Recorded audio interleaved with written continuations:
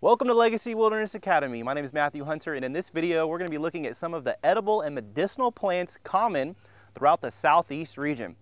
So stick with me. The first plant we're going to talk about is Sassafras, a really common plant. Before we do though, I'll quickly mention that if you want to learn more about the medicinal plants of the Southeast, make sure that after this video you click the link below to download my free ebook on medicinal plants, give you a good introduction to some of the common medicinal plants growing around you. Without further ado, let's jump into it. So sassafras. Sassafras is a common tree. Sometimes it's more of a small shrub, grows throughout the Southeast region. And at one time, historically, sassafras was one of the most economically important plants in the Southeast. So you're talking about like the 1700s. People would literally send whole armadas, whole groups of ships out just to get sassafras. It was as economically important as tobacco at one time, a very important tree. And that's because historically it was used as the source of root beer. So sassafras roots have a really strong root beer flavor. You can dig up the roots, boil the root bark or just the whole roots. It's also really good for your liver. So it's also a medicinal plant, but one of the main things people do with sassafras is they drink it for the wonderful flavor, that root beer flavor. Also, if you like gumbo, then you may have heard of filé. Filé is an ingredient in gumbo, and it's actually made from the leaves of sassafras. So let's look at how to identify this tree, and then we'll also take a couple of the leaves. You can eat them right off the tree, especially when they're young, but even when they're a little bit mature, they're still delicious. So let's look at how to identify sassafras. Sassafras has really distinct leaves. It has leaves of 3 different types. Some of the leaves look like a mitten, so we would say it has mitten-shaped leaves. Some of the leaves have 3 fingers, and then some of the leaves just look plain. So that's how to identify sassafras first and foremost, is that it has 3 different types of leaves: mitten-shaped leaves, 3-finger leaves, and just regular leaves. Next thing you'll notice about sassafras is the young stems of the sassafras tree are oftentimes a green color. So they have green bark on the younger stems. That's another really good way to identify the tree. It's also, like I said, a lot of times it's more of a shrub than a tree, but it can grow to the size of a small tree. Last thing you're going to look at is that a lot of times sassafras leaves, as they age, they'll start to turn a red color, and that red color can make them noticeable from a distance if you're looking for it, if you know what to look for. So as you can see here, the sort of reddish color. Also, the last little thing I'll mention about sassafras is that you will read that sassafras is a carcinogen, or it can be cancer causing, and that's not really true. That's not really fair.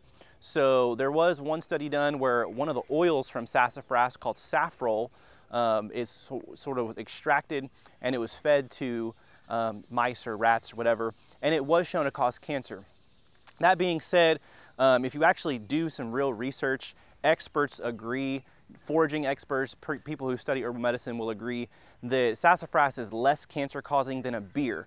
So it's really not anything you have to worry about. You may read that online, and you can do a lot of your own research. But generally speaking, I think foragers and herbalists both agree that you can use sassafras leaves and roots safely. The next plant we're going to talk about is great mullein. Mullein is one of my favorite plants for any time you're feeling crappy in the nose. It's good for allergies. It's good for when you're feeling sick and your nose is all stopped up and it just kind of hurts.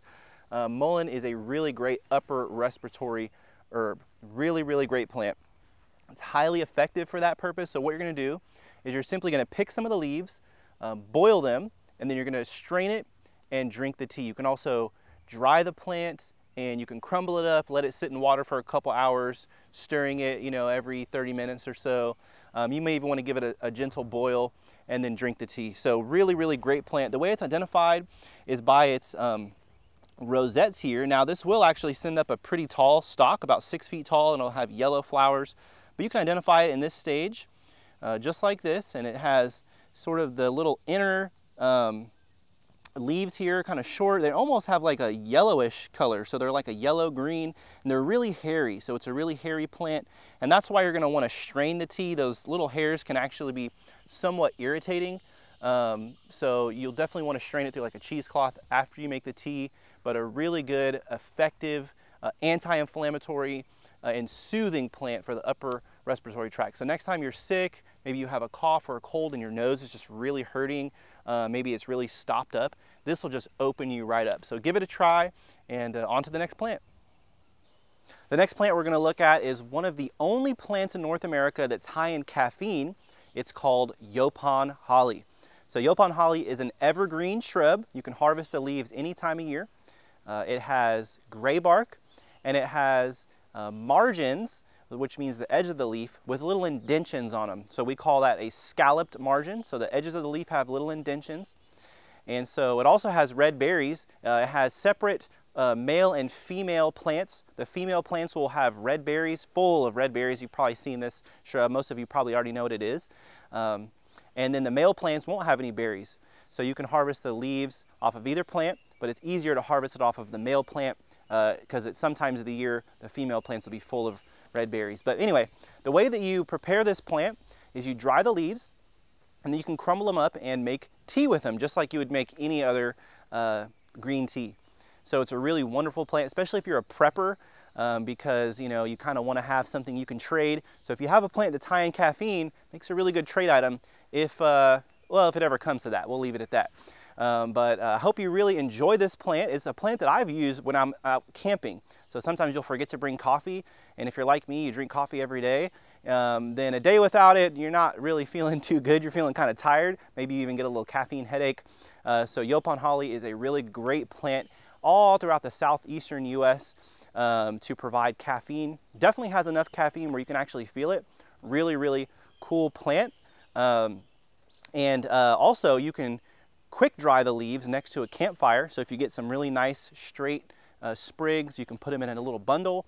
You can put them right next to your campfire coals, just the right spot where they don't get burned, but they dry. You can kind of rotate that bundle, and you can quick dry the leaves, and then you can use those. You can crumble them up. A good handful of leaves makes a cup of tea, so you kind of make it a little bit strong.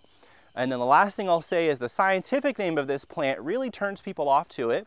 It's called Ilex vomitoria. So Ilex is the genus of hollies, and then the species name is vomitoria. And that species name actually has some interesting history behind it.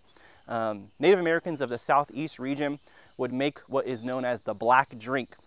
The black drink was a drink that they would often make during rituals, and they would use it to actually purge themselves. So it would make them throw up. They would do this on purpose. But they would, to make this black drink, they would brew Yaupon Holly with other plants, and they would make a really, really strong brew until it was like black. So they would purposely make a drink for this purpose, right? And so they didn't just make like a regular cup of Yaupon Holly tea that we would be drinking.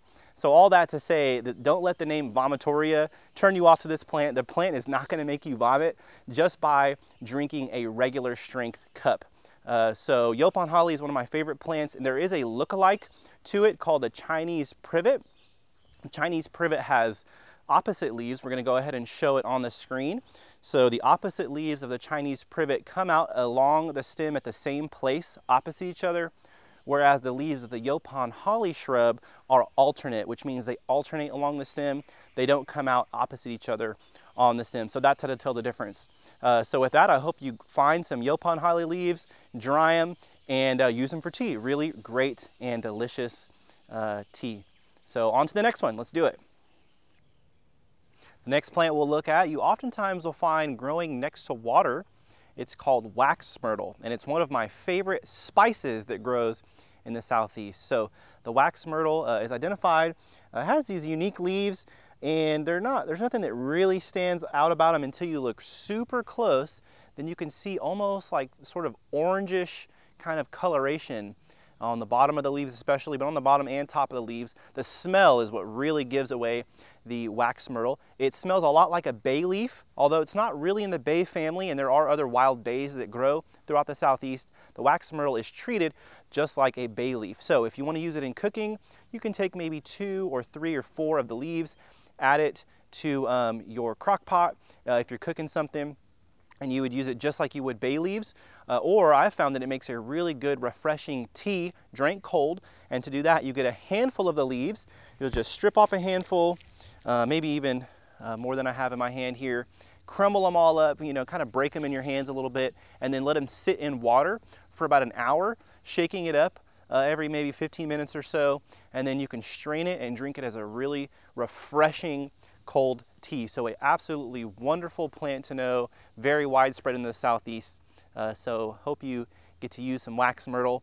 Very, very good sort of bay leaf type plant. Next, we'll take a look at the sweet gum tree. Most Southerners are familiar with the sweet gum because we all grew up stepping on the little spiky balls when we were kids. And so you probably know what sweet gum is already. So the tree that drops the gum balls is what we're talking about. And sweet gum is actually a really great tree for colds and coughs, and if you have the flu. So it has a chemical in it called shikimic acid, which is sort of the precursor for making the over-the-counter drug Tamiflu. So if you've ever heard of the drug Tamiflu, that actually originates from the chemical shikimic acid. And so where the shikimic acid is highest in the sweet gum is actually in the seeds. So what you'll do is you'll take the green gum balls when they fall, and then as they start to age and they start to sort of turn brown, they'll open up. And if you have a bunch of them in a bag, when they open up, they'll drop all the seeds out. So you'll take those seeds, you can grind them up, either make a tea, or you can make an alcohol extract by just adding like a 1 to 2 alcohol tincture. If you don't have the seeds, you can actually use just the green spiky balls, just the pods. So you can take a hammer and sort of pound them all up, get a knife, you know, chop them all up. And the shikimic acid is also high in the balls themselves when they're green. Otherwise, if you don't have either of those, it's not the time of year to get the balls themselves, then you can use the leaves or the bark. So you can use this plant as a good cough, cold, and flu remedy. That's the sweet gum.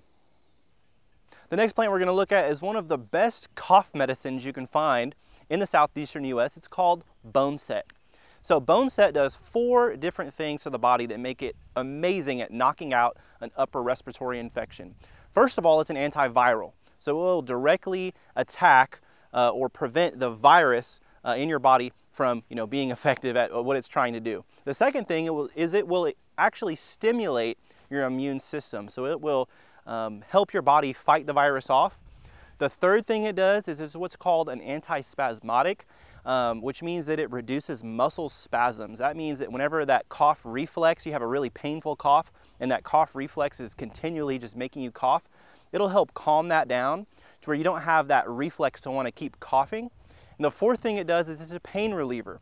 So it will help reduce the pain of a cough, which also helps prevent the body from coughing. So it's going to help with the symptoms of a cough as well as the actual root cause of a cough. So let's look at how to identify the boneset. So boneset is an herb. It's a hairy plant, so it's really easy to identify by the fact that it's really fuzzy. And the scientific name of boneset is Eupatorium perfoliatum, and that species name perfoliatum is a reference to its perfoliate leaves. Perfoliate means that the 2 leaves sort of like connect to each other, and it looks like the stem is poking through.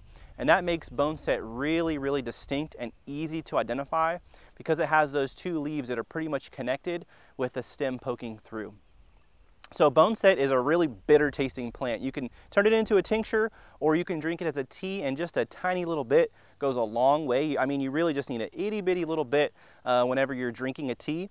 And like most people, most herbalists would say, if it doesn't taste horrible, it's not medicinal. So it tastes really bad, it tastes really soapy, which is why some people use it as a tincture. But I found that when you're really sick and you really have a real nasty cough, you usually can't taste anything anyway. So not too bad. So learn how to use boneset, excellent cough medicine, and let's get on to the next plant. Next, we'll look at this massive wild lettuce plant. So wild lettuce is both an edible and medicinal plant. In the early spring, when it's first sprouting out of the ground, you can eat the leaves as a bitter herb. So it is bitter. You'll probably want to cook the leaves first to tame that really bitter flavor. It's not like mild like store-bought lettuce. And then medicinally, you can see these big, huge flower clusters. This thing's like almost 9 feet tall probably, and it has yellow flowers.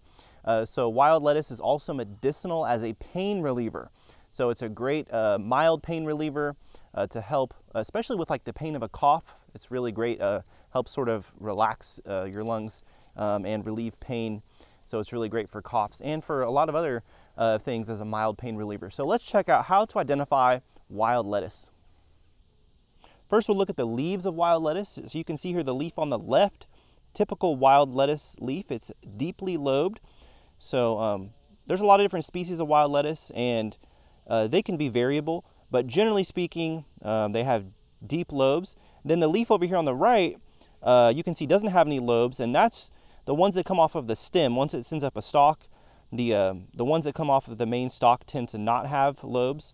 So you can see there's quite a bit of variability in the wild lettuces. But next we'll look at the flowers. Here you can see the small yellow flowers of the wild lettuce. So you can see it looks a lot like a dandelion flower, except it's, you know, maybe like 1/10 the size.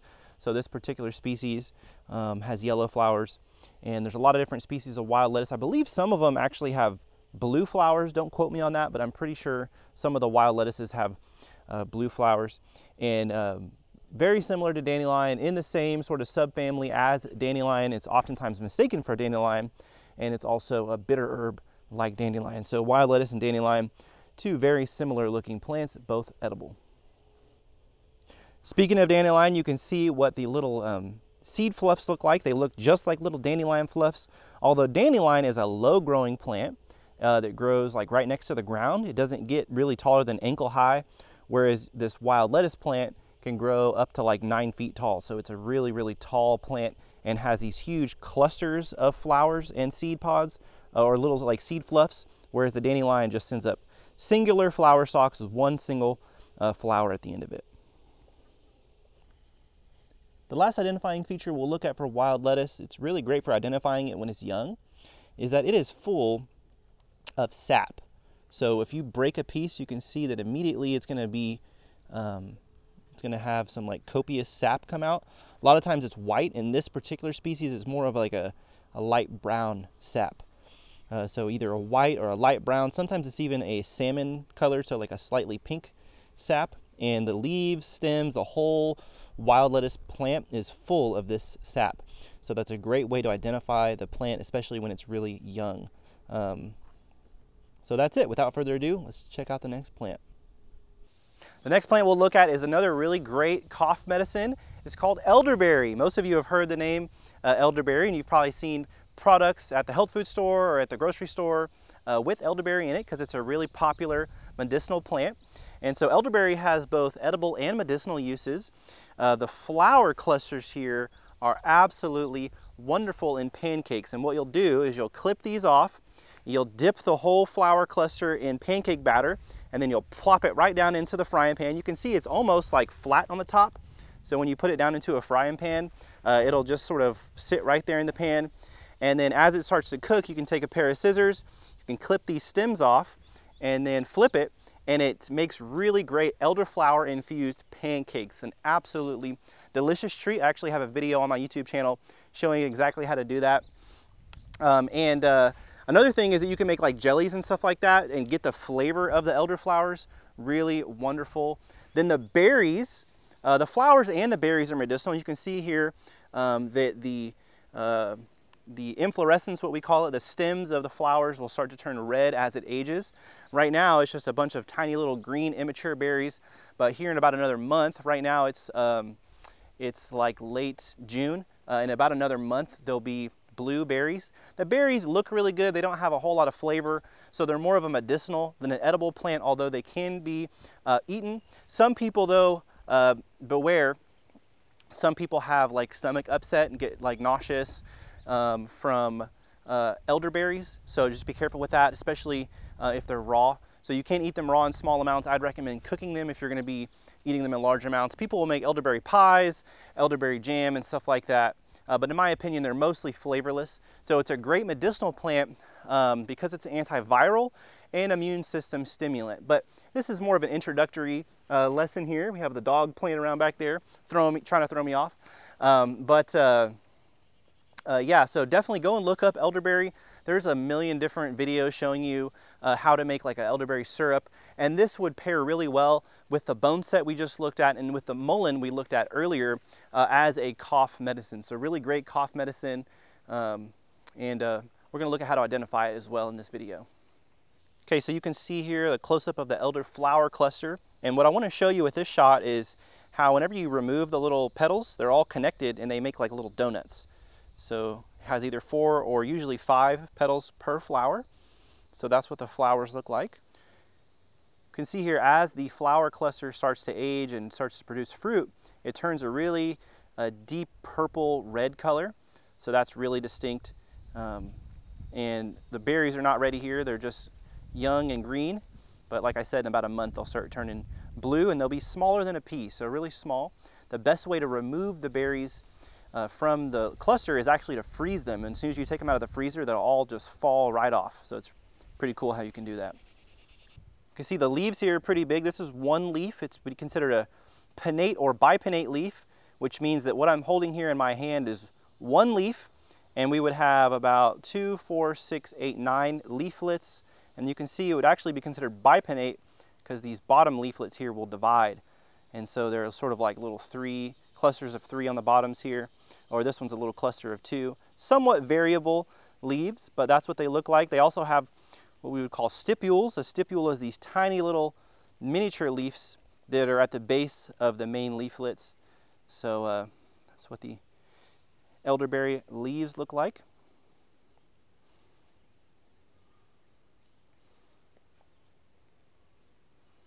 Okay, good.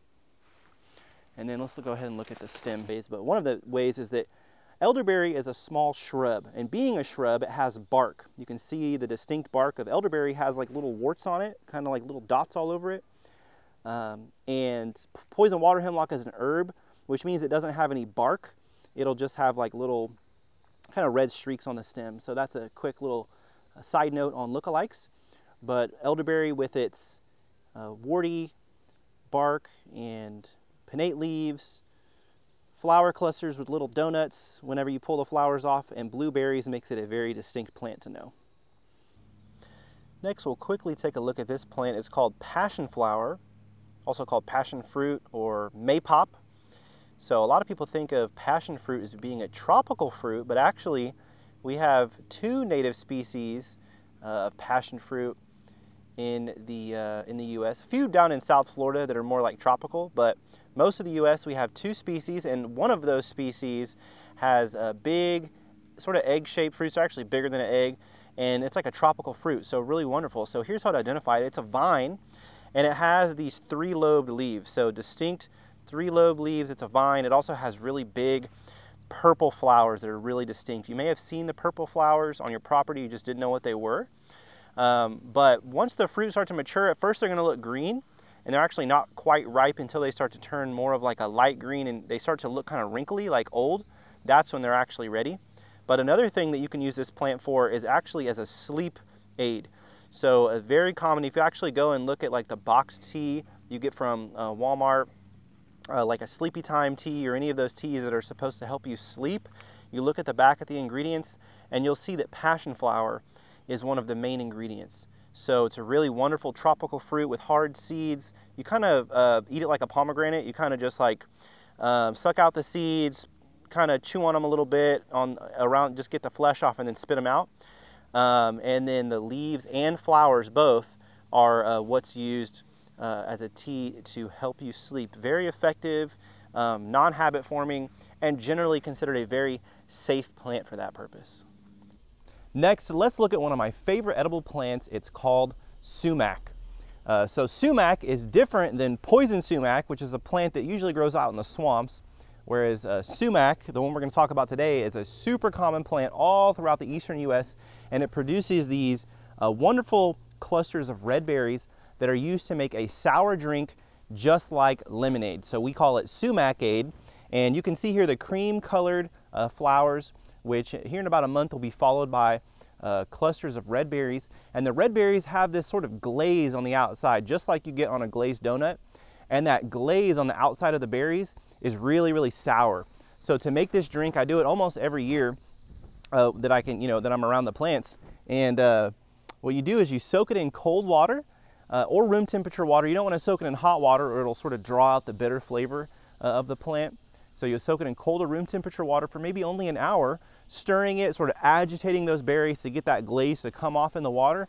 Then you're going to strain it, add sugar, and it's really just like lemonade. So it's a wonderful plant. We actually saw some smooth sumac, which is ready before the species we have here, which is the winged sumac.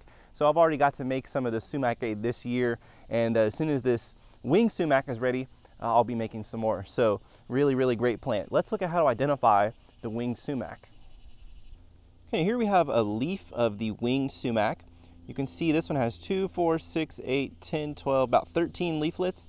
And in between the pairs of leaflets, you can see along the leaf stem these little sort of flares. And that's why it's called winged sumac. We would call that a winged stem. So you can see those little flares that show up in between the leaflets.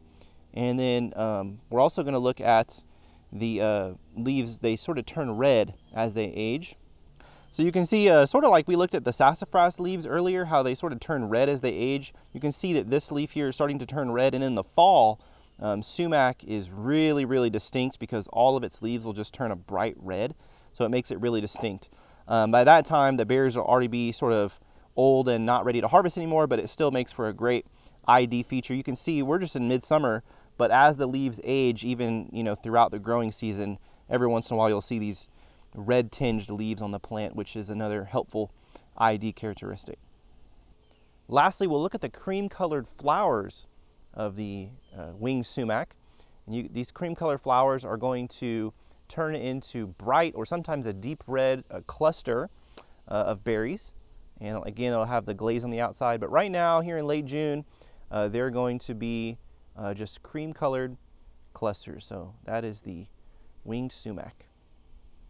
The next tree we're going to look at is really great for arthritis pain, and it's a tree that many of you are familiar with, at least by name. It's called the magnolia, okay? Magnolia trees. So many of you are familiar with the southern magnolia, which is the tree that's very commonly used as an ornamental in landscaping. It has really big, glossy evergreen leaves with copper colored undersides and big white flowers. So the southern magnolia is super common all over the Southeast. And that's actually sort of not really the species we're after. It is a magnolia and it is medicinal, but it's considered the weakest species of all of the magnolias, medicinally speaking. So today we're looking at the sweet bay magnolia. Sometimes it's just called sweet bay. And all of the deciduous magnolias will work. But magnolias, like I said, are great as an anti-inflammatory for arthritis pain. They also have a host of other medicinal uses. They've been used historically as a cold and flu remedy, and actually scientific studies validate that magnolia it actually works against influenza, so it works as a flu remedy, and it has a lot of other different uses as well. It's a great mood elevator. So in China, they use magnolia a whole lot to treat anxiety and depression-related illnesses. It's a really, really well-known anxiety, sort of depression, treatment. Actually, doctors even recommend it here in the States for that purpose. So its main active constituents are called magnolol and hinokiol. And so they're really great for the brain. They're actually considered neuroprotective, which means they protect the brain. They help reduce inflammation in the brain. And they sort of attach to those like dopamine receptors and things that influence mood in the brain. So it's a really great mood elevator. It can help with anxiety and things like that. But one of its main traditional uses here in the United States, historically, if you look at how people like pioneers used it, Native Americans, big time arthritis medicine. So really great for arthritis. So let's look at how to identify the sweet bay magnolia. So first we'll look at the sweet bay bark.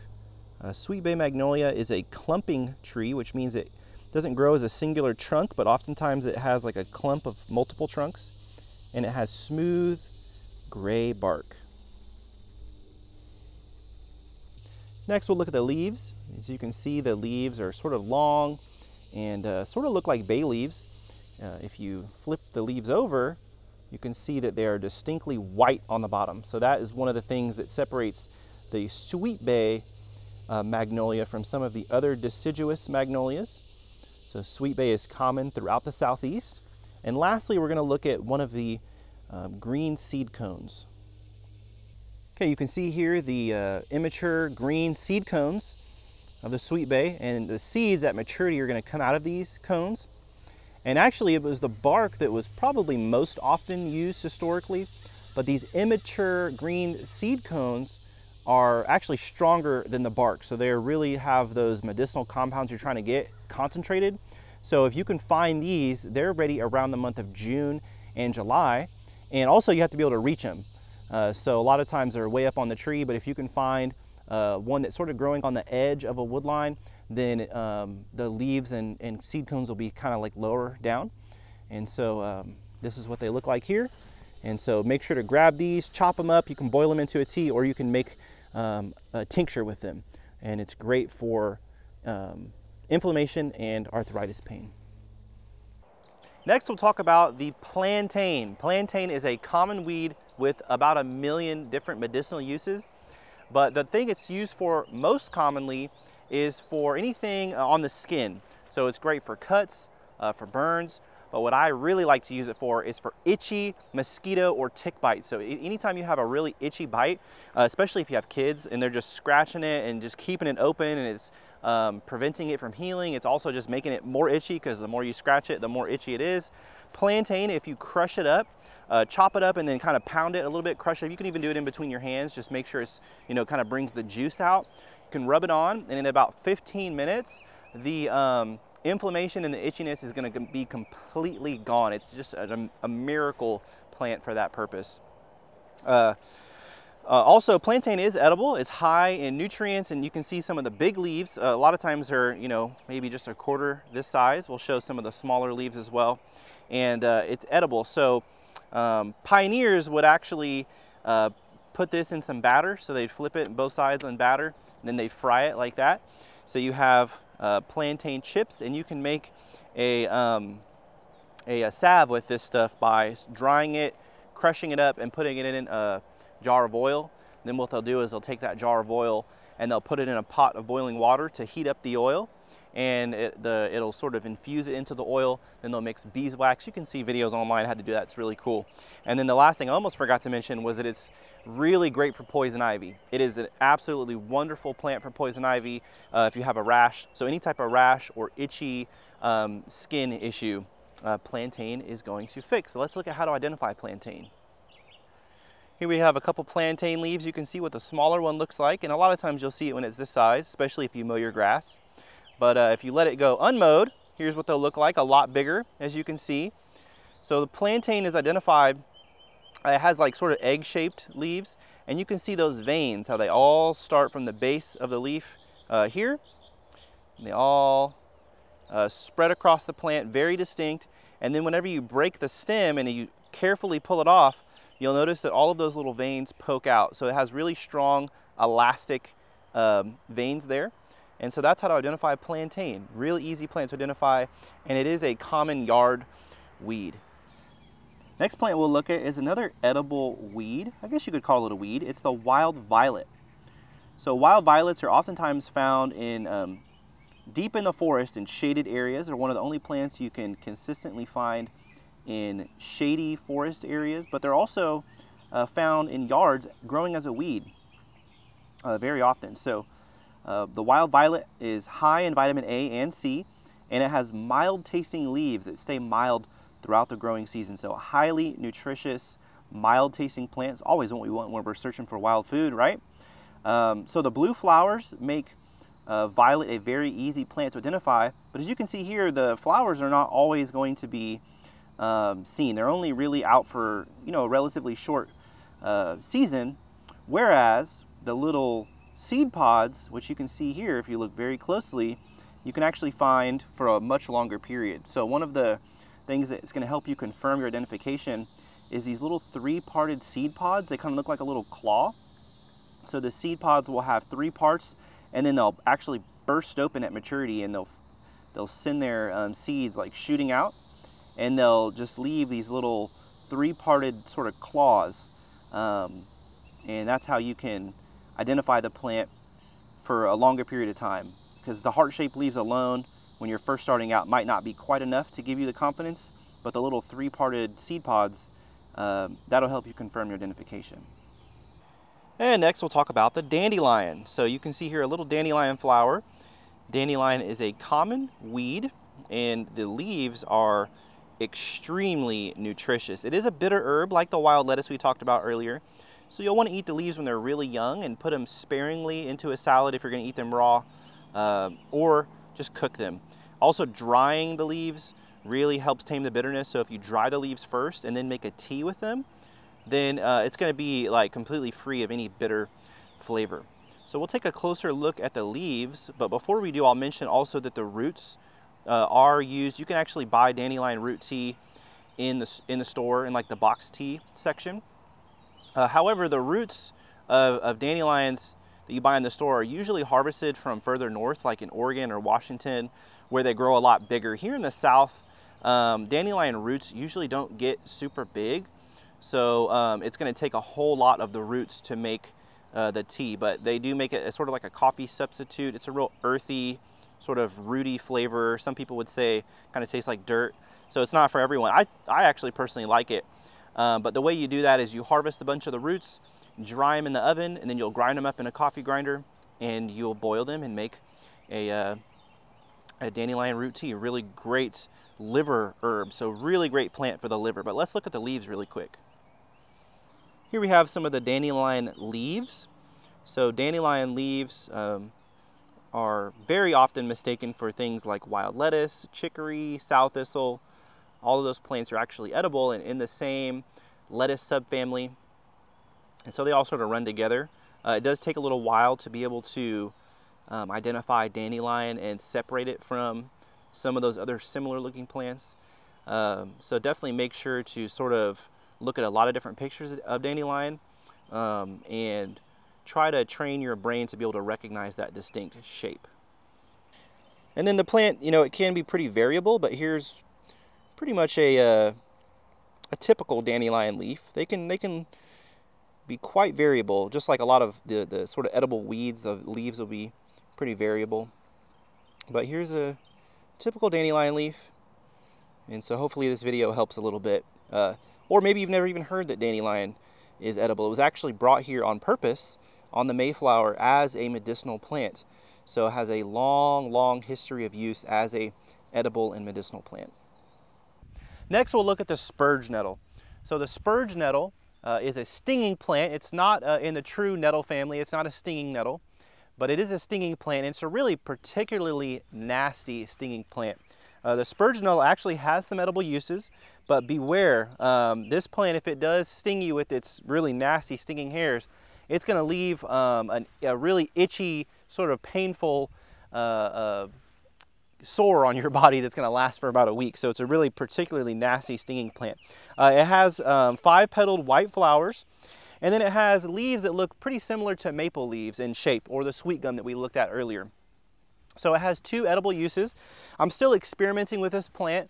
I've eaten the seeds, so the seeds are edible. You take the pods, which you have to have a pair of tongs to harvest. You can put them in a paper bag and then let them sort of sit in that paper bag for a few weeks, and the pods will dry and open up, and they'll release little seeds. They taste just like a sunflower seed, but really there's not enough of the pods. You don't usually find this plant in high enough numbers for it to make a significant food source, in my opinion. However, the roots are also edible, and that's the part that I'm still experimenting with. The roots are edible, and like many plants, if you get the root when it's like an older, more mature plant, it's going to be real fibrous. There's not going to be a whole lot of food value to it because it's going to be like eating like a piece of bark in a way because it's so fibrous. But it would be really good to experiment with the younger plants when they're first coming out of the ground and that root still has some sort of tender parts on it. So historically the roots were eaten, at least by someone, somewhere throughout history. And the flavor was actually really good. It was just a lot of it was really fibrous. So I'm still experimenting with this plant, but maybe you can comment below if you've had experience eating the roots and tell us your experience, because we're always learning more. So with that, the next plant we're going to talk about is called horsemint. So here we have a horsemint plant, and horsemint is one of the wild mints that has a really strong smell. The active sort of compound in here that you would say that horsemint is known for is called thymol, and the leaves make a really pleasant tea. It's not in flower right now, so I'll go ahead and add some footage that I've got previously. You can watch a video on horsemint on my channel. It has some really pink, distinct flowers, and has a lot of different medicinal uses. Being in the mint family, it's just full of volatile oils that are medicinal for many different things. One of the things it's really good for is as a carminative, which is a plant that expels gas from the digestive tract. So if you're feeling bloated, you have a bunch of gas that's just kind of stuck in there, this plant can help get it out. And also, the thymol inside of it is used as a natural disinfectant. So if you've ever bought like the all-natural disinfectant wipes from like a health food store, a lot of times the active ingredient is going to be thymol, and it smells identical to this horsemint plant. So that's the horsemint. Next, we'll look at a plant that many of you are familiar with, the American beautyberry, also called the French mulberry. So the American beautyberry has clusters of bright purple berries, many of you have seen. They're edible, the berries are edible, although in my opinion they have sort of a medicinal aftertaste, so I've never really cared for the berries. And one of the things that a lot of people talk about with this plant is that it does have compounds that are similar to the insect repellent DEET, and so people will actually prepare an insect repellent from these leaves, you know, using various methods. But one of the things I wanted to talk about that's not commonly mentioned with this plant is its history as a kidney medicine. So I had found a couple different people online who had said that, you know, their either grandpa or their uncle or whoever, sort of the old timers, were using this plant as a medicine to dissolve a kidney stone and to help with the pain of a kidney stone. So for those of you who have had kidney stones, you know how painful it can be and how helpless you feel whenever you have one. So this plant could potentially be something that could help with that, and it's the root that was traditionally used for kidney ailments. And so it's not a plant that I've tried yet as far as the medicinal uses. I've eaten the berries, but it's one that I learned about recently, and I only had found a couple records, but they were firsthand accounts of how their you know, grandpa or whoever would use it. They even gave very specific directions on how that was done. So apparently you don't need a whole lot of it to do the job. And I did ask with the herbalist I'm getting training from, Plantain, and he did confirm that the roots of this plant have been used traditionally for kidney issues. So with that, I'll show you a couple of close-ups of the little lavender flowers we have on them right now, and we'll move on to the next plant. Speaking of Plantain, here we have a plant that he actually made popular called Crossvine. So he learned it from his instructor, Tommy Bass. Tommy saw that horses were being fed Crossvine because horses, after they would start to sort of be overworked to the point of exhaustion, they would be fed Crossvine, and it's a rejuvenating plant. So it's a plant that people can use for chronic fatigue and helps give you energy. And so Tommy saw that people were using it for horses and said, I wonder if humans can use it too. And so and he taught Plantain a lot of what he knew. And so Plantain's now teaching me, so it's kind of cool how that works. But so I've been using Crossvine, and I'll be making a tincture of this actually pretty soon for a friend of mine who has chronic fatigue. So it's a great energizing plant, and you really don't need a whole lot of it to work, but it's a great medicinal plant for that.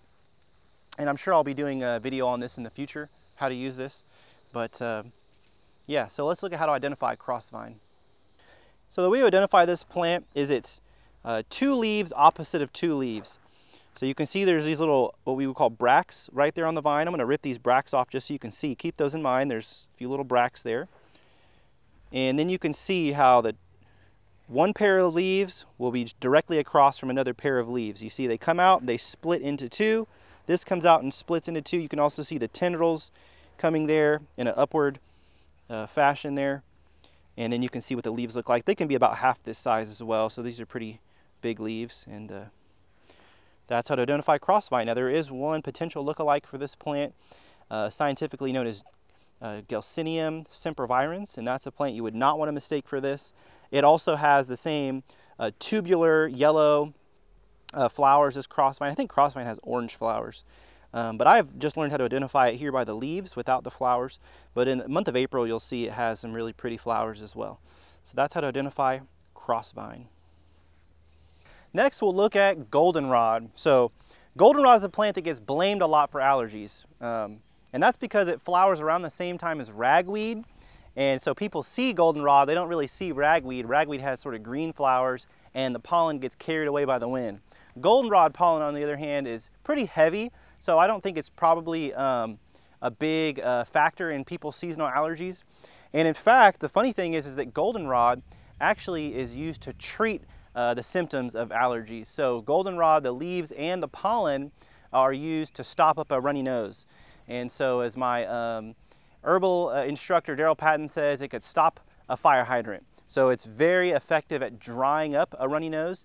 You wouldn't want to use it if your nose is already dry because it could make it feel worse. But if it's really runny, and especially if you're like having trouble sleeping or you're about to go out somewhere and your nose is just running from allergies, you can use goldenrod leaves or the pollen.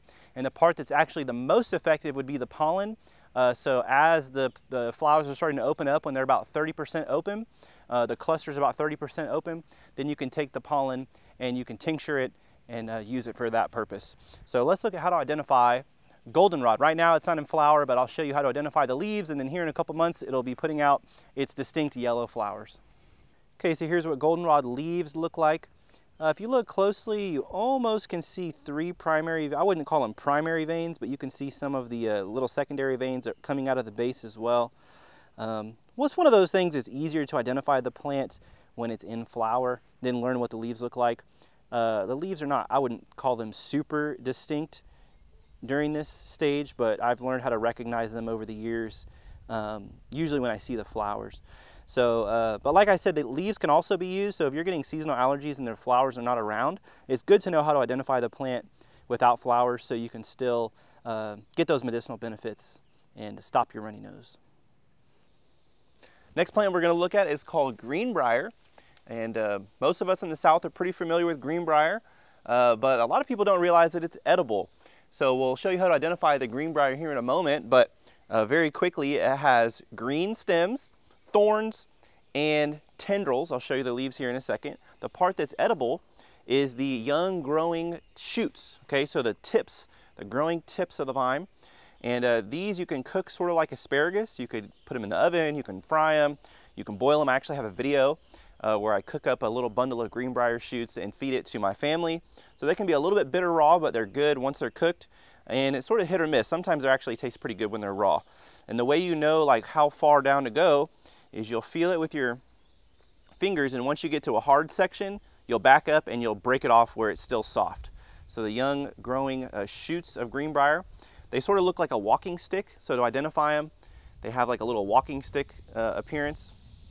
And there is one sort of a look-alike for this. It's called Carolina snail seed. And that plant has red berries. Sometimes Greenbriar actually does have red berries depending on the species. They can be either black or red. But it doesn't have these little walking stick-like shoots. And I'll show you the Greenbriar just to make sure there's absolutely no confusion. You can see here what the leaves of Greenbriar look like. Depending on the species, they're usually like triangular or almost like a heart shape. They're also what we would call maculate leaves. So you can see if you look really closely, there'll be like lighter spots, those little light green spots on the dark green leaf. We call that maculate as opposed to immaculate, which most of us are familiar with the term immaculate, right? Without any marks. So maculate would be with marks. So you can see those maculate leaves. You can also see the veins really clearly here, how they all spread out along the vine. So the fact that this has these sort of triangular or heart-shaped maculate leaves with veins that all spread out, thorns, tendrils, and it's a green vine, even at maturity, with a little walking stick shoots, that is how to identify Greenbriar. Well, I hope you've enjoyed this short introduction into the edible and medicinal plants of the Southeast. Today we really only scratched the surface, and there's so many more plants we could have talked about and given more info on each plant. So if you like this video, make sure to subscribe, because throughout this next year, we're going to be looking at in-depth videos on each individual plant, more about its identification, its uses. If it's edible, I'm going to be showing you how to actually harvest the plant in its season and prepare it. If it's medicinal, we're going to be looking at more of the medicinal constituents and some of the more in-depth medicinal information and how to actually prepare it, including like dosage amounts and things like that. So make sure to subscribe if you're interested in that. Also, click the link below again to get my little mini ebook on medicinal plants of the Southeast. It's going to show you some of the plants we looked at in this video, more in-depth information on how to actually use them with step-by-step directions. And then lastly, check out Boredom Busters Studios. I have a good friend, Liam, a young man who's making clean comedy for kids, comedy and entertainment. And I told him I'd shout out his YouTube channel, so it's called Boredom Buster's Studios. Make sure to check that out. Again, my name is Matthew Hunter with Legacy Wilderness Academy, and I will see you in the next one. Thanks for watching.